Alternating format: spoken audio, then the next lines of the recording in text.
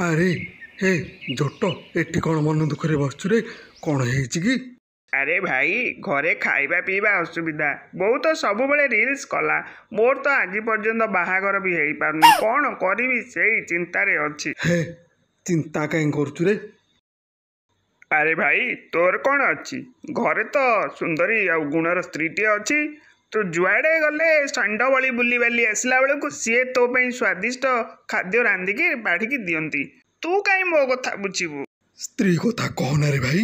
ସେ ସ୍ତ୍ରୀ ନୁହଁରେ ଗୋଟେ ଝଡ଼ ସତେ ଯେମିତି ମୋ ଘରକୁ ଜବରଦସ୍ତି ପଶି ଆସିଛି। ହେ ଭାଉଜଙ୍କୁ ତୁ ଏମିତି କାହିଁକି କହୁଛୁ ରେ? କ'ଣ ନିଜେ ତୋ ଘରକୁ ଆସି ଯାଇଛନ୍ତି ନା କ'ଣ? ତୁ ପରା ତାଙ୍କୁ ବ୍ୟାଣ୍ଡ ବଜେଇକି ନାଗିନୀ ଡ୍ୟାନ୍ସ କରିକି ଘରକୁ ନେଇକି ଆଇଛୁ। ଏଥିରେ ତାଙ୍କର ବା ଭୁଲ କ'ଣ? ସେଇଟା ତ ମୋର ଭୁଲ ଥିଲା। ସତ କଥା କହୁଛୁ ଯେ, ହେଲେ ମୁଁ ଗୋଟେ କଥା ବୁଝିପାରୁନି ରେ। କି କଥା କି ରେ ଭାଇ? ଆରେ ହେ ସବୁ ବାପା ମା କହୁଛନ୍ତି ଆମ ଝିଅ ସୁନା ମୁଣ୍ଡାଟା ଭାରି ଭଲ, ମାଛେକୁ ମ କହେନି।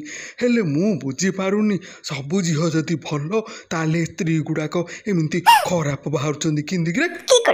ଆରେ ଯିଏ ଖରାପ ହେଲେ ହଉ ପଛେ, ଆମ ଜୋକ ଭାଉଜ ତ ଭାରି ଭଲ ନା। ଆରେ ହେ ମୋ ସ୍ତ୍ରୀ ଭଲ ବୋଲି ତୁ କେମିତି ଜାଣିଲୁ କି? କି କଥା କହୁଛୁ ବା ଭାଇ? ମୁଁ ବାହା ହେଇନି ବୋଲି ଭଲ ମନ୍ଦ ଦେଖିବା ପାଇଁ କ'ଣ ମୋର ଆଖି ନାହିଁ? ହଁ ହଁ ଆଖି ଅଛି ନା, ହେଲେ ଭଲ ମନ୍ଦ ଦେଖିବାକୁ ମସ୍ତିଷ୍କ ଦରକାର ରେ, ଆଖି ନୁହଁ। ସେଇ ଆଖିରେ ତୁ ଖାଲି ମୋ ସ୍ତ୍ରୀକି ଦେଖୁଛୁ ନା ଆଉ କାହା ସ୍ତ୍ରୀକି ମଧ୍ୟ ଦେଖୁଛୁ? ମୋ ଭାଇର ଯୋଉ କଥା ସେଇଟାକୁ ମସ୍ତିଷ୍କ କହନ୍ତିନି ରେ ଭାଇ, ତାକୁ ମସ୍ତିଷ୍କ କହନ୍ତି। ହଉ ହଉ ଛାଡେ ସେ କଥା। ଏବେ କହ ଆଗକୁ ତୋ ପିଲାନି କ'ଣ? ଆଉ କି ପିଲାନି କରିବି ରେ ଭାଇ? ଯଦି ବାହାଘର ନହେଲା ତାହେଲେ କାମଧନ୍ଦା କରିବା ପାଇଁ ବାହାରକୁ ପଳେଇବି ବୋଲି ସ୍ଥିର କରିଛି। ବାହାରକୁ ମାନେ? ଚେନ୍ନାଇ, ସୁରାଟ କି ହାଇଦ୍ରାବାଦ ପଳେଇବି ଆଉ।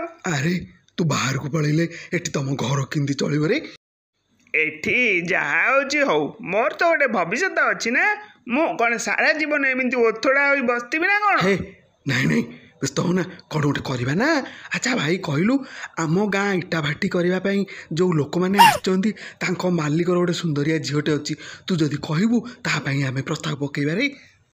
ଆରେ ଭାଇ ସେ କଥା କ'ଣ ଆଉ ବାକି ଅଛି? ମୁଁ ସେ କଥା ମଧ୍ୟ କରିସାରିଛି ରେ। ହେଲେ ମୋ କପାଳ ଫଟା, ମୁଁ ପରା ଏଇ ଚେଷ୍ଟାରେ ବି ବିଫଳ ହେଲି।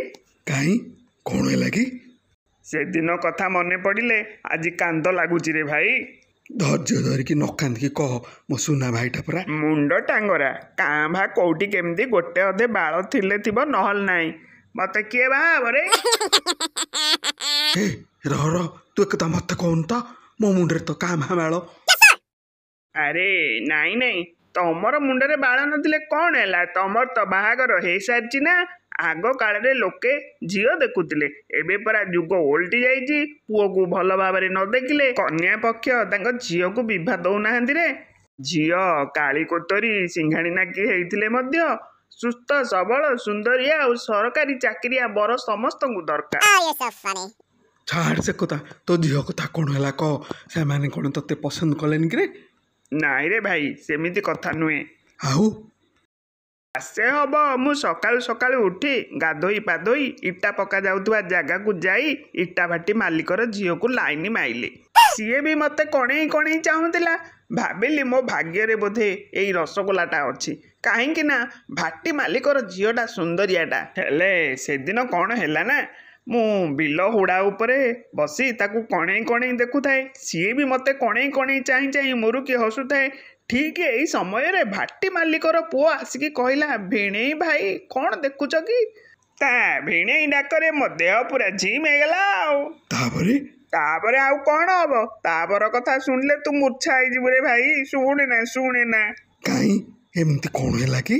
ଆରେ ଭାଇ ଇଟା ଭାଟି ମାଲିକ ପୁଅ କହିଲା, ଭିଣେଇ ଭାଇ ତମେ କଣେଇ କଣେଇ ଦେଖିକି ଯୋଉ ଖୁସି ହେଇଯାଉନ କି, ସିଏ ଭଉଣୀ ନୁହଁ ମୋର, ସିଏ ମାଇଆଟା।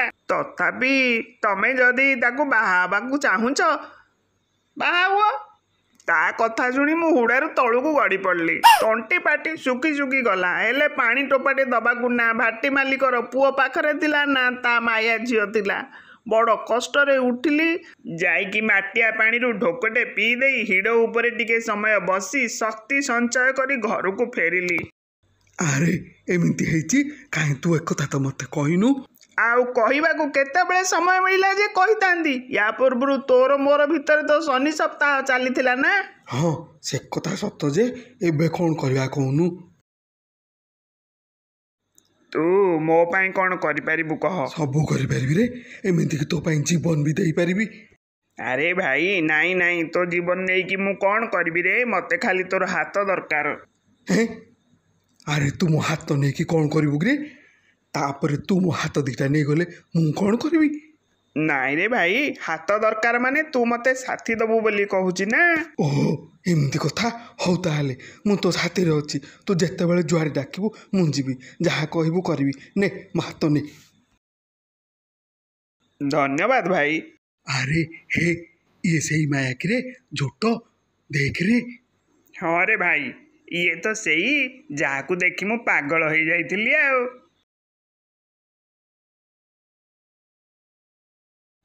ଆରେ ହେ, ପାଗଳ ତ ହେଇଥିଲୁ, ପୁଣି ଭଲ କେମିତି ହେଲୁ ରେ? ଦାଦା ଆଜି ମତେ ସ୍କୁଟର ଶିଖେଇଦବ କହୁଥିଲ ପରା, ଆସ ଯିବା। ଆରେ ହେ ପିଲାଟା, ତୋର କ'ଣ ସ୍କୁଟର ଶିଖିବା ବୟସ ହେଲାଣି? ଯା, ତୋ ବାପା ମୋତେ ଗାଳି କରିବ।